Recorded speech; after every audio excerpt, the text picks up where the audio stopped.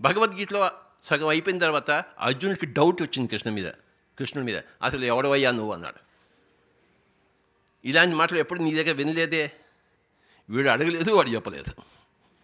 నువ్వెవరిని అడిగినప్పుడు అహం ఆత్మా గుడాకేశ సర్వభూతాశయ స్థిత అహమాదిశ్చ మధ్యం చ భూతానాం అంతయేవచ.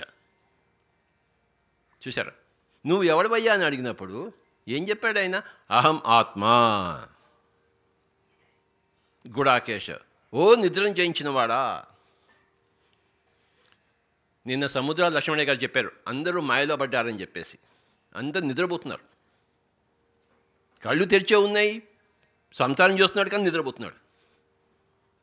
తెలియదు వాడికి ఏం చేస్తున్నాడు. వాడికి స్లీప్ వాకింగ్ అనమాట. రాత్రి స్లీప్లో నడుస్తుంటాడు వాడికి నిద్రపోతున్నాడు కానీ స్లీప్ వాకింగ్ అంటారు. వాడికి తెలియదు ఎక్కడ పోయాడు వాడు. ఆత్మజ్ఞానం లేని వాళ్ళందరూ అలానే జీవిస్తున్నారు, అంత స్లీప్ వాకర్స్. నిన్న సముద్రాలు వారు చక్కగా చెప్పారు, వాడికి ఒకసారి గట్టిగా చెప్పకూడదు. సముద్రాల వారికి వీఆర్ ఆల్ స్లీప్ వాకర్స్.